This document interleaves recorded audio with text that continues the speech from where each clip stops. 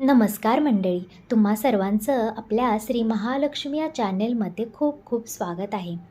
तर आज आहे पौर्णिमा आणि आज आहे संत परमपूज्य असे संत बाळूमामा यांचा दिवस. दर पौर्णिमेला संत बाळूमामा यांचं स्मरण केलं जातं. तर आज आपण यानिमित्त संत बाळूमामांची एक घडलेली अशी एक कथा ऐकणार आहोत, जी त्यांच्याच प्रिय भक्तांसाठी संत बाळूमामा कसे हाकेवरती धावून आले हे या कथेतून आज पाहणार आहोत. तर खरंच मित्रांनो, एखाद्या परमप्रिय अशा भक्ताने जेव्हा बाळूमामांना आवाज देतो, तेव्हा बाळूमामा त्याच्यासाठी लगेच धावत पळत उभे राहतात. तर अशीच एक कथा आहे. रामदेव नावाचा एक व्यक्ती होता. तो देवधर्म आणि पूजापाठ यावर बिलकुल विश्वास ठेवत नव्हता. ठीकठाक पैसे कमवत होता. त्याचा एक छोटासा व्यापार होता. त्याला एकुलती एक मुलगी होती आणि एक बायको होती. बायको ही परमभक्त होती श्री संत बाळूमामा यांची आणि श्री स्वामी भक्तही होती. ती खूप पूजापाठ करत असे. त्यानंतर एक दिवस असा येतो की त्यांच्या एकुलता एक मुलीचं लग्न ठरतं. लग्नामध्ये खूप खर्च करायचा आणि आपल्या मुलीचं थाटामाटात लग्न करायचं, कारण ती आपली एकुलती एक मुलगी होती असं त्यांचं स्वप्न होतं. तर मुलीसाठी म्हणून त्यांनी सगळी हौसमौस केली होती. तिच्यासाठी सगळे दागदागिने खरीदारी त्यांनी चालू केली होती. तर एके दिवस ते असेच आपल्या मुलीची लग्नपत्रिका देण्यासाठी रामदेव आपल्या सासरवाडीला गेला.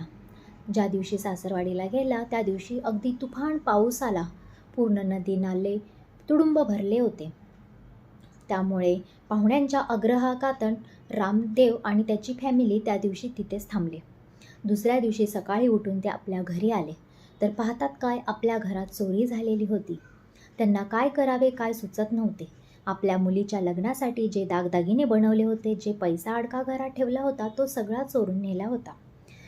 एव्हाना आपल्या मुलीसाठी ज्या नवीन साड्या खरेदी केल्या होत्या, कपडे लत्ता खरेदी केला होता, त्याही वस्तू चोरून नेले होते.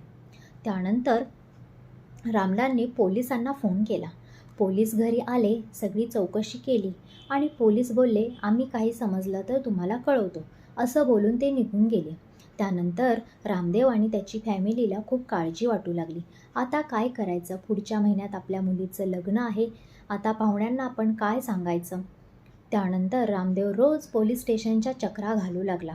पोलिसां बोलत होते, आम्हाला जर काही समजलं तर आम्ही तुम्हाला फोन करून कळवू, असं बोलून पोलीस हा विषय टाळत होते. त्यानंतर रामदेव घरी आला. बायकोला ही हकीकत सांगितली की आता काही समोर दिसत नाही, पोलीसही टाळाटाळ करत आहेत. चोर भेटणं हे खूप मुश्किल आहे आणि आता त्याने एव्हाना सगळे पैसे खर्चही केले असतील. बायकोला काहीच करावे काही कळत नव्हते. तेव्हा बायकोच्या एका मैत्रिणीने सांगितलं, तू संत बाळूमामांचा एवढी परमभक्त आहेस तर त्यांचं पारायण चालू कर. त्यांच्या बायकोने परमपूज्य संत बाळूमामा यांचं पारायण सुरू केलं. पारायण सुरू केल्यानंतर तिने परमेश्वराला संत बाळूमामा यांना एकच मागणं मागितलं की माझ्या मुलीचं लग्न यथासोक्त पार पडू दे, आमचे सगळे संकट जाऊ देत. कारण परमपूज्य बाळूमामा यांना भक्तांचं सगळं माहीत असतं. ते आपल्याकडे बघत असतात, आपले दुःख त्यांच्यापर्यंत पोचत असतं, त्यांना काही सांगण्याची गरज राहत नाही. तर एके दिवशी रामदेव आपल्या मुलीला कुठे पैसे अजून भेटत आहेत का हे पाहण्यासाठी व्यापाऱ्यांच्याकडे जात होता. एके दिवशी असाच व्यापाऱ्यांच्याकडे गेला, आपलं घर गिरवी ठेवून काही पैसे भेटतील का हे पाहण्यासाठी. आणि जेव्हा त्या काळजीने तो घरी येत होता, त्या टेन्शनमध्ये घरी येत होता, तेव्हा एका व्यक्तीबरोबर त्याची धडक होते आणि त्या व्यक्तीच्या पायाला आणि छातीला खरवडतं. नंतर तो त्या व्यक्तीला घेऊन हॉस्पिटलमध्ये जातो. हॉस्पिटलमध्ये गेल्यानंतर ॲक्सिडेंट केस म्हणून हॉस्पिटलवाले पोलीसवाल्यांना बोलवतात. तिथे दोघांचीही चौकशी होते आणि डॉक्टर बघतात की त्याच्या पायाला आणि छातीला खरवडला आहे, तर ते त्याला शर्ट काढायला लावतात. शर्ट काढल्यानंतर त्या व्यक्तीच्या गळ्यात एक चेन दिसते. रामदेव जवळ जाऊन बघतो तर ती चेन त्याचीच असल्यासारखं त्याला जाणवतं. कारण ही चेन आत्ताच मी मुलीच्या लग्नासाठी बनवली आहे आणि ही नवीन पॅटर्नची आहे. अजून हा पॅटर्न मार्केटमध्ये आलेला नाही. तर तो पोलिसांना सांगतो. पोलिसांनाही त्याच्यावरती डाऊट येतो. त्याची गाडी आणि त्याच्याकडे बघून असं वाटत नव्हतं की एवढ्या मोठी चेन घालायची त्याची लायकी असू शकते. त्यामुळे पोलीस त्याची कसून चौकशी करतात. त्याचं घर कुठे आहे, तो कुठे राहतो हेही करतात. तर तो रामदेवच्याच गावचा निघतो. त्यानंतर पोलीस त्याच्या घरी जातात आणि छापा टाकतात. तर छापेमध्ये त्याला रामदेवची सगळा पैसा, अडका आणि ज्या काही त्याच्या वस्तू त्याने घेतलेल्या आहेत त्या तिथे सापडतात. त्यामुळे रामदेव लगेच फोन करून आपल्या बायकोला सांगतो आणि बायको त्या दिवशी परमपूज्य श्री संत बाळूमामांना हात जोडते, कारण हे त्यांच्याच पारायणामुळे शक्य होत असतं.